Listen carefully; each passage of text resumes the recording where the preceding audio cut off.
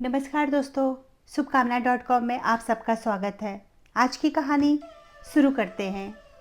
एक वृद्धा आश्रम में आंगन के कोने में कुर्सी लगाए एक वृद्ध बैठे थे। मानो ऐसा लग रहा था कि शायद अपनी खुद की जीवनी पढ़ रहे हों। ऐसे विचार में डूबे थे। उन्हें विचार में डूबा देख भावना उनकी मन की अवस्था जानने के लिए आतुर हो गई। तो उनके निकट जाकर पूछी, अंकल क्या बात है? खुश नहीं बेटा, अपने बीते दिन याद कर रहा हूँ।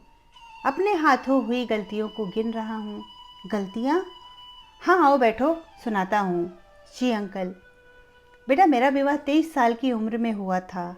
तब मैं अस्थायी LIC एजेंट का काम किया करता था।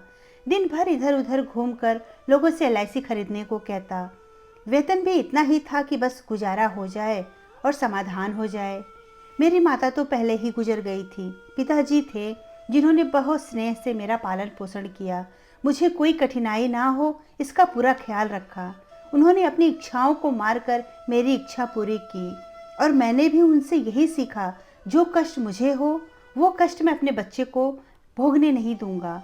विवाह के 2 साल के बाद हमारे जीवन में हमारा बेटा हर्ष आया। हर्ष के लिए हम दुनिया भर की खुशियाँ खरीदने की कोशिश की। एक अच्छे प्राइवेट स्कूल में एडमिशन कराया। जो बेटे ने चाहा उसे वो दिया, क्योंकि पिता का हृदय ही ऐसा होता है। जो संघर्ष पिता देखता है वो बेटा ना देखे उसके लिए जी जान एक कर देता है। मुझे आज भी याद है हर्ष का जब 12वीं कक्षा का रिजल्ट आया था, तब उसके लगभग सभी विषयों में नंबर कम थे और वो फिर भी इंजीनियरिंग करना चाहता था, क्योंकि मित्र का साथ ना छूट जाए। रिजल्ट के बाद वो बहुत गुमसुम रहने लगा। ढंग से बात नहीं करना, गुस्सा हो जाना। हमने बहुत मनाने की कोशिश की। कोई नहीं, इंजीनियरिंग ना सही कोई और पदवी के लिए कोशिश करो, पर वो नहीं माना। फिर मैंने बहुत से शिक्षकों से आग्रह किया, पर सभी शिक्षकों ने यही कहा कि हर्ष इंजीनियरिंग नहीं कर पाएगा, उसके समय व्यर्थ हो जाएगा। पर हर्ष नहीं माना। अतः अपने बेटे का दुख मुझसे नहीं देखा गया और एक बड़ी डोनेशन के साथ उसका एडमिशन इंजीनियरिंग कॉलेज में करवा दिया। और वो डोनेशन मेरे हैसियत से बाहर थी, फिर भी मैंने बेटे के लिए किया और जो होना था हो गया। उसके साल व्यर्थ गए और फेल हो गया। फिर उसने एक साधारण पदवी कर ली। आज वो एक प्राइवेट कंपनी में क्लर्क है। पर अंकल, इसमें आप गलत कहाँ हुए? भावना ने पूछा। गलत मैं तब हुआ जब विवाह के बाद मेरी आर्थिक स्थिति अच्छी न होने के कारण इसी वृद्धाश्रम में अपने पिताजी को छोड़ा था। क्या मैं अपने पत्नी और बेटे के साथ अपनी पिताजी का देखभाल नहीं कर सकता था? और मैं गलत कब हुआ बताऊं? माता पिता का यह प्रथम कर्तव्य होता है कि अपनी संतान को जीवन जीना सिखाए, न कि केवल भोग करना। पुत्र की खुशी में मैं इतना डूब गया था कि सिर्फ मैंने भोग करना सिखा दिया, जिस तरह मेरे पिताजी ने मेरी चाहत में मुझे सिखाया था, सभी परिवार से दूर रहकर।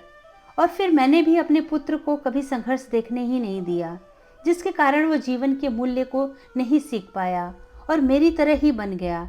तुम पूछ रही थी ना कि क्या हुआ? बस यही सोच रहा था।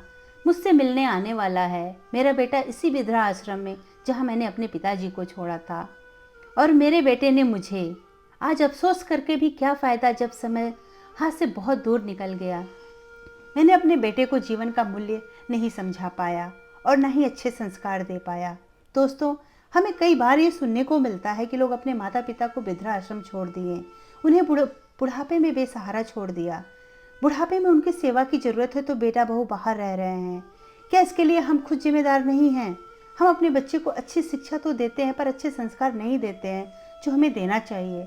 जैसा व्यवहार हम अपने माँ बाप के साथ करेंगे, ठीक वैसा व्यवहार हमारे बच्चे हमारे साथ करेंगे, क्योंकि कुछ बातें ऐसी होती हैं जो बच्चे देखकर सीख जाते हैं।